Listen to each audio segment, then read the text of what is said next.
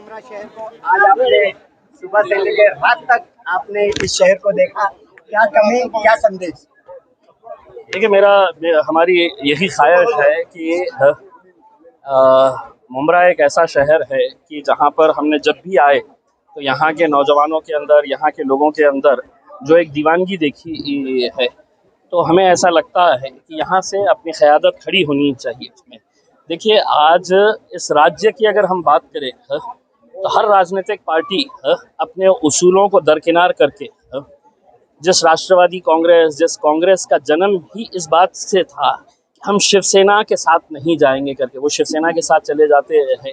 राष्ट्रवादी टूट जाती है, शिवसेना टूट जाती है, कौन किसके साथ चले जाएगा किसी को कोई पता नहीं है इसमें। ऐसे हालात के अंदर हम समझते हैं कि अगर मुमरा की आवाम मजलिस का अगर साथ देती है तो यकीनन हम यहाँ पर बहुत अच्छे नतीजे लेकर आ सकते हैं, क्योंकि मुमरा को एक अच्छी लीडरशिप की ज़रूरत है। वो लीडरशिप नहीं जो सिर्फ बिल्डरों का साथ देती है। मुझे इतनी हैरानी हुई ये जानकर कि पूरे मुमरा के अंदर कोई एक बड़ा ग्राउंड तक नहीं है बच्चों को खेलने के लिए। इसमें इतनी बड़ी आबादी वाला शहर, क्या वजह है कि यहाँ पर ग्राउंड्स नहीं है? क्या ये पूरे ग्राउंड्स है तो आपने बिल्डरों को दे दिए है अपने फ़ायदे के लिए, ज़ाती मफाद के लिए? मुझे इतना ताज्जुब हुआ कि ग्राउंड एक पूरे मुमरा के अंदर अगर नहीं है तो आप सोचिएगा कि इतने बड़े शहर का क्यों मेट्रो यहाँ पर नहीं लाई गई है? यहाँ से मेट्रो को क्यों मुंबई के साथ कनेक्ट नहीं किया गया है?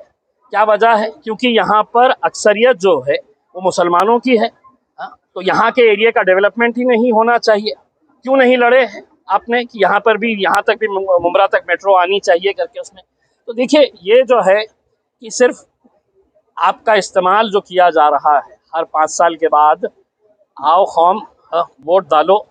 तो मैं उन तमाम लीडर्स जिनके होर्डिंग्स के ऊपर मैं आज तस्वीर देख रहा था, कोई सेना के साथ है, कोई राष्ट्रवादी के साथ है, कोई, उनकी गैरत को ललकारने के लिए आया हूँ मैं ये नहीं कह रहा हूँ कि तुम 10 MP चुनकर लेकर आओ करके, लेकिन अब सौदे की बात होगी, अब हिसाब की बात होगी कि आप ये ऐलान करें लोकसभा से पहले कि आप कम से कम 2 MP राष्ट्रवादी वाले चुना कर लेकर आएंगे, 2 कांग्रेस वाले चुना कर लेकर आएंगे। तब जाकर आपकी नुमाइंदगी वहां पर होगी। हमने क्या ठेका लेकर रखे हुए हैं कि तुम्हारे को वोट देते रहेंगे? और ये ऐलान करना पड़ेगा, और सिर्फ टिकट नहीं देना है, ये जिम्मेदारी कांग्रेस के बड़े बड़े लीडरों की रहेंगी कि हम टिकट भी देंगे और जिताकर भी लेकर आएंगे। ये जिम्मेदारी राष्ट्रवादी कांग्रेस वालों की भी रहेगी। अब गया बहुत कुछ हो चुका है, हम आपके हैं तो कोई गुलाम नहीं है कि हर 5 साल के बाद आप हमको कहेंगे कि वोट डालो और अब हम वोट डालते, अब हिसाब होगा।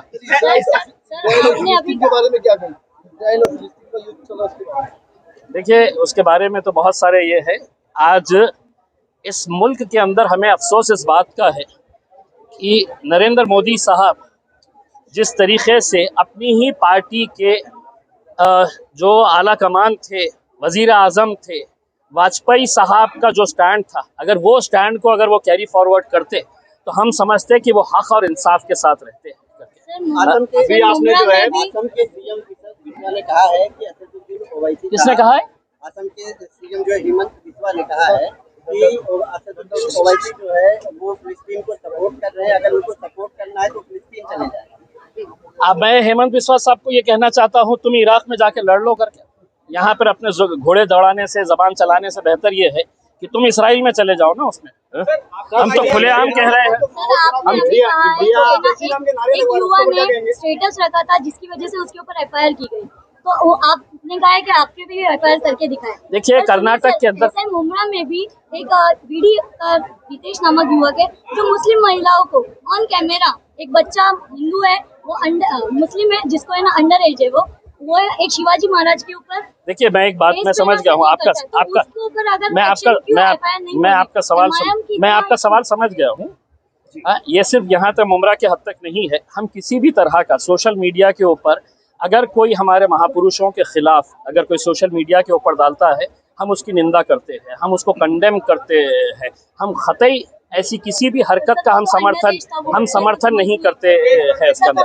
लेकिन ये है कि मतलब पुलिस की जिम्मेदारी ये है कि ऐसे इश्यूज़ को बहुत सेंसिटिवली हैंडल करे। अगर कोई बच्चे के पास कोई अगर आ जाता है, उसका इंटेंशन नहीं है, गलती से उसके पास से चला गया है, तो मेरे हिसाब से बात यहाँ पर हिंदू और मुसलमान की नहीं है। मैं समझता हूँ आपके असेंबली में उसकी आवाज़ उठाएंगे। बच्चों के साथ जो न्याय हो रहा है, स्कूल में बच्चों को आने नहीं दिया जा रहा है। उस बच्चे को आने नहीं दिया जा रहा, 2 दिन लगातार खुद उन वहाँ लोगों पर की FIR टीम मौजूद थी, पर इन लोगों की भी पुलिस ने देखिए मैं तो पुलिस से यही वो करना चाहूँगा कि पुलिस जब वर्दी में रहती है तो उसकी कोई जात नहीं होती है, उसका कोई मजहब नहीं होता है, वो किसी पॉलिटिकल पार्टी की गुलाम नहीं होती है। हमारा ये कहना है कि अगर जो भी दोषी है, पुलिस ने जिस हिसाब से कार्रवाई करना चाहिए वो कार्रवाई करनी चाहिए उसमें।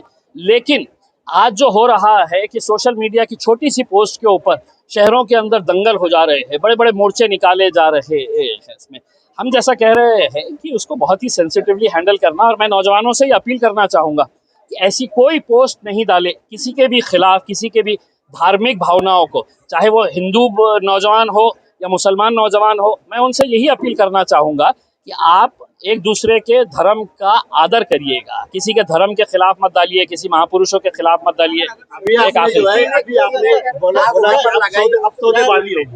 सौदेबाजी होगी। इंडिया में शामिल होने के लिए आपने अपनी मांगों को मनवाने की कोशिश किया कोई कि हमको भी शामिल होना है, लेकिन हमारी ये मांगे है? देखिए हमारी कोई मांग नहीं है। फिर क्यों नहीं लिया? हमारे को क्यों नहीं? देखिए नहीं, हमारे को अगर ऑफर आया तो हम बात करे होते उसमें।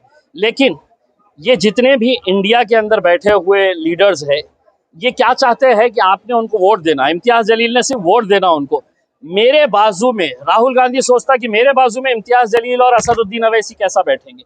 शरद पवार सोचते हैं कि अरे ये कौम को तो मैं इतने सालों तक 75 सालों तक इनके वोट लेते आया हुआ है, आज इनकी इतनी हिम्मत कि मेरे बाजू बैठे करके उसमें। हम कह रहे हैं कि नहीं साहब, अब वो वक्त आ गया है, हम बिल्कुल हमारा हक लेके रहेंगे।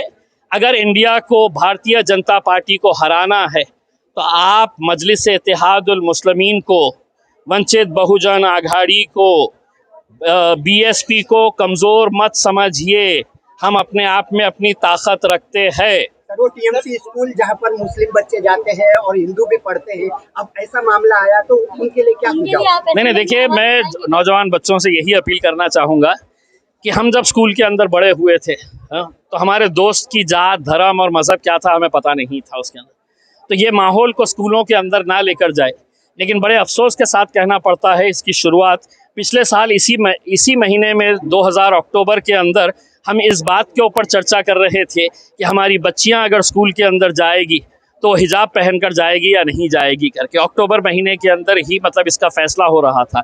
अगर अदालत उस पिटीशन को फेंक देती और कहती कि नहीं बच्चियां क्या कपड़े पहनकर जाना है जाओ, लेकिन पढ़ो, वो बहुत बड़ा संदेश गया होता उसमें मेरे हिसाब से। समृद्धि महामार्ग पर जो है लगातार हादसे हो रहे हैं, जान जा रहे। आज फिर 12 लोगों की जान गई है हादसे में। फिर मुख्यमंत्री की तरफ से वहाँ पर मुआवजा देकर छोड़ दिया जा रहा है। देखिए इंसानी जान की कीमत कितनी सस्ती हो चुकी है। पिछले बार जब बहुत बड़ा एक्सीडेंट हुआ था, मैंने साफ कहा था कि देवेंद्र फडणवीस साहब और एकनाथ शिंदे साहब के ऊपर हत्या का मामला दर्ज होना चाहिए। क्यों होना चाहिए? क्योंकि सिर्फ इस डर से कि हमारी सरकार चले जाएगी तो दोनों भी मर्सिडीज गाड़ी के अंदर निकले नागपुर से। मीडिया इवेंट बनाया क्योंकि हमको उद्घाटन करना था उसका, लेकिन उसका एक्सीडेंटल स्पॉट्स जो थे जिसको आइडेंटिफाई करने की ज़रूरत थी, वो एक्सीडेंटल स्पॉट्स क्लियर नहीं हुए थे। आज भी जब मैं औरंगाबाद से आया तो वैजापुर के अंदर रुके हमने, वो गाड़ियों के चिथड़े उड़ चुके हैं जिसके अंदर 12 लोगों की मौत हुई थी और भी ज़्यादा लोग काफ़ी ज़ख्मी थे करके उसमें। तो मेरा ये कहना है कि ये अब ऐसा हो गया है कि वो गरीब लोग हैं, मर गए तो यहाँ पे बैठे बैठे टीवी वालों को बुलाने का है, मीडिया वालों को बुलाने का है कि जे मेलेले आहे त्यांच्यासाठी सरकार 2 लाख 3 लाख 50,000, बस इंसान की जान की कीमत इतनी हो गई है, यही काम वो कर रहे हैं। एक पत्रकार ईमानदारी से अपनी आवाज उठाता है शील टाइगर वाले मसले को लेकर, जो बच्चे वाला मसला, उसकी आवाज दबानी चाह रही है, तो उसके बारे में आप क्या कहोगे?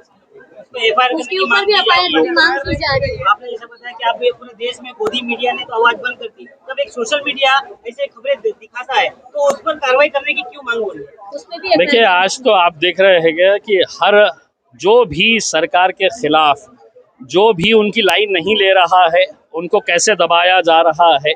बड़े लेवल के ऊपर कभी ईडी का इस्तेमाल, कभी सीबीआई का, कभी इनकम टैक्स का, और छोटे लेवल के ऊपर तो पुलिस वाले हैं ही आपके और हमारे पीछे पड़ने के लिए।